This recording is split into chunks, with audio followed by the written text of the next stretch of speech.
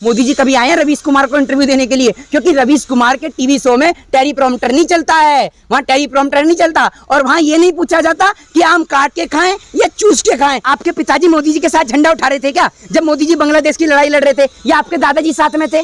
बताइए ना, बांग्लादेश की लड़ाई। अरे मेरे को लगता है आपके दादा ने तो पी होगी मोदी जी के हाथ से चाय, तभी आप मोदी की इतनी तारीफ करती हैं। भाई वाह, जितना बरेली के बाजार का झुमका नहीं गिरा मोदी सरकार के राज में, उतना पत्रकारों का स्तर गिर गया। ये मोदी जी से दलाली आप कम करिए। मोदी जी का एक उसूल रहा है, उन्होंने जिस चीज को कह दिया ना कि इस चीज से मेरा बचपन का नाता है, अगला नंबर उसी चीज का है बिकने का, ये समझ लीजिए।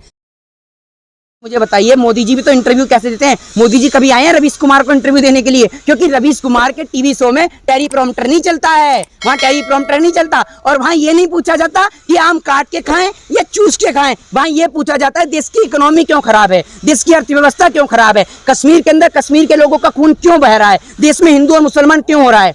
और उसके बाद वहाँ पर प्रधानमंत्री जी कहेंगे भाइयों बहनों मैं तो फकीर हूँ, झोला उठाऊंगा और चल दूंगा। इसलिए काम करते और आप सवाल उठा रहे हैं उनके काम पे।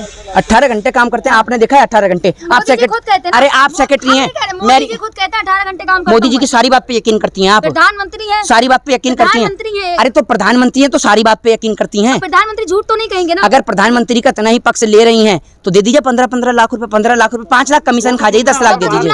कह तो दिया, कब तक आप एक बात को लेकर बैठेंगे? तो बुलेट ट्रेन कहाँ चलती है? मौका दीजिए, 2024 में आ जाएगी। आप दीजिए मौका जाकर, और ठीक है ना। और आप कह रही है ना मोदी जी तो भगवान करे, लेकिन मैं ऐसा किसी के लिए नहीं कह सकता, क्योंकि कोई नहीं चाहता आज के दौर में कि किसी को भी मोदी के जैसा जो है वो पति मिले किसी भी लड़की को, और कोई नहीं चाहेगा कि योगी के जैसा बेटा मिले। तो मैं आपको भी ये बात नहीं बोल सकता हूँ। और मोदी जी अगर आपको इतने पसंद आ रहे हैं, मोदी जी की सारी बात आपको सच लगती है, तो जरा ये तो बता दीजिए मुझे, बुलेट ट्रेन से ही आई हैं क्या आप यहाँ तक इंटरव्यू लेने? मेरा बुलेट ट्रेन से आई है क्या? देखा नहीं यूपी में मोदी जी कितना तारीफ कर रहे थे अपना यूपी के।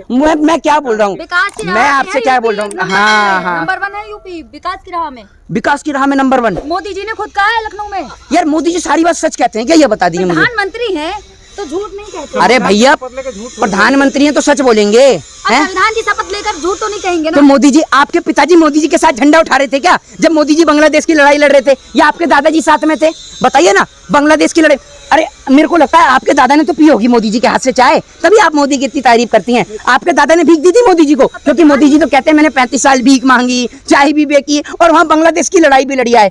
मेरे को तो इस बात का डर लगता है कि कल कोई आदमी श्रीलंका ना पहुंच जाए और श्रीलंका जाकर यूं ना कह दे कि रावण की सेना में विंग कमांडर मैं ही था और मैंने ही लड़ाई लड़ी रावण के लिए। तो वहाँ पर प्रधानमंत्री हैं तो झूठ तो नहीं बोलेंगे ना? झूठ ही बोलते हैं। ये पूछिए सच कब बोलेंगे, ये पूछिए आप उनसे। क्या बोला आप ये बता दें। 100 स्मार्ट सिटी बन गई, 100 स्मार्ट सिटी बना तो दी, बनारस और भी कई हैं स्मार्ट सिटी। एक नाम गिनारी और कह रही हो बना तो दी। कितनी झूठ बोलती हैं, बेशरम पत्रकार हैं।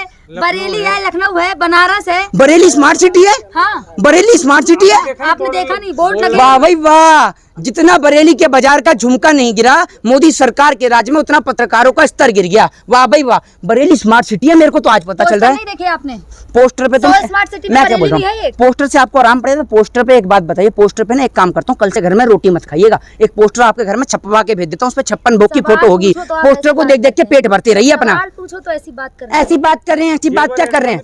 कल बताया ना, जेवर एयरपोर्ट बना। अरे बहन बेटियों के जेवर उतरवा दिए उसने, और उसके बाद जेवर एयरपोर्ट बना रहे हैं। तो क्या करेंगे ऐसे एयरपोर्ट का, जब आदमी पे चढ़ने के लिए एयरपोर्ट पे पैसा नहीं। एयरपोर्ट तो दूर की बात, जो आदमी रेलवे बेच दिया, रेलवे जो गरीब आदमी के लिए था। आज आप एक बात मुझे बताइए, रेलवे में गरीब आदमी चढ़ नहीं पा रहा है, जो आदमी रेलवे में नहीं चढ़ पा रहा वो एयरपोर्ट में चढ़ जाएगा? चप्पल वालों को हेलीकॉप्टर में बैठाएंगे और आप रेलवे पे। आप कितनी बार बैठा दिया आपको हेलीकॉप्टर में?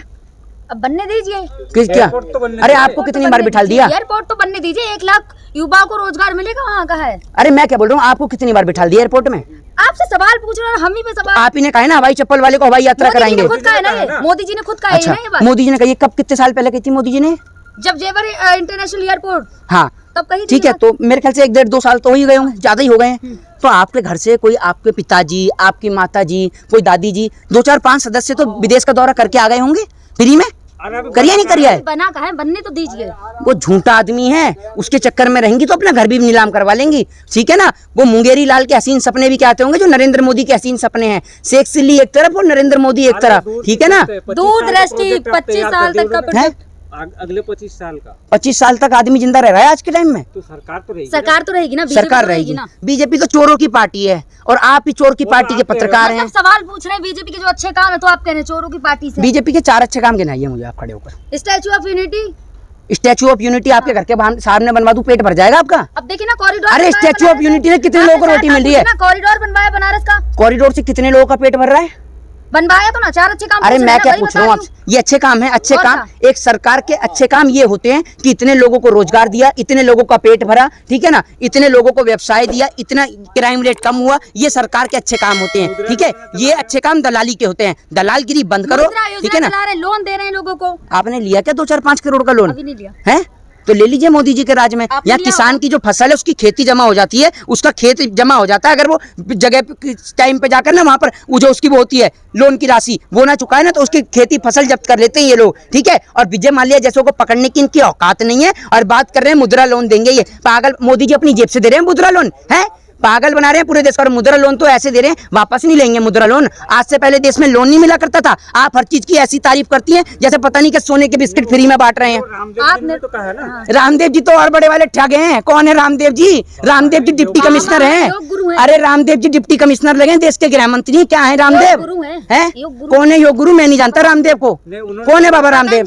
उनका है मोदी जी के साथ फोटो में। ऐसे पतंजलि ना, सुन लीजिए, ऐसे पतंजलि के प्रोडक्ट ना सड़क पे रोज ठेली लगा के बिका करते थे पहले। देखे ऐसे पतंजलि वाले रोज बहुत गुरु, ये ड्रामेबाज। पहाड़ों से नमक, आप भी गई थी पहाड़ों से नमक लेने? कहते हैं ना बेशरम आदमियों, कम से कम इस तरीके की सब बातें बंद करो। उन्होंने ये बोला कि अब मोदी जी के साथ जो आपने देखा होगा फोटो वायरल हो रहा था हंसते हुए, बोला मैं हंसू नहीं कि मोदी जी से इतने बड़े नेता से मिलकर रोऊं क्या। हाँ हंसने का तो भाई साहब, जब एक मट्ठा बेचने वाला आदमी, साइकिल पे मट्ठा बेचने वाला जब आज देश बेचने वाले के साथ खड़ा होगा तो हंसेगा ही, क्योंकि वो मट्ठा बेचता था और मोदी जी आज देश बेच रहे हैं। मोदी जी सुन लीजिए, मोदी जी से दलाली आप कम करिए। मोदी जी का एक उसूल रहा है, उन्होंने जिस चीज को कह दिया ना कि इस चीज से मेरा बचपन का नाता है, अगला नंबर उसी चीज का है बिकने का, ये समझ लीजिए। रेलवे को बोला भाइयों बहनों मित्रों, इस रेल से मेरा पुराना नाता है और मैं इस स्टेशन पे चाय बेचा करता था। कर दिया काम, आज हो गया उद्धार। तो जिस चीज को बताया मेरा बचपन का नाता है उससे मेरा रिश्ता है, जिस दिन कह दिया ना कि भाइयों बहनों पत्रकार से मेरा पुराना नाता है, उस दिन के बाद आपका एक चैनल नहीं दिखेगा। तो इसलिए दलाली कम करिए। जय हिंद, जय भारत, वंदे मातरम।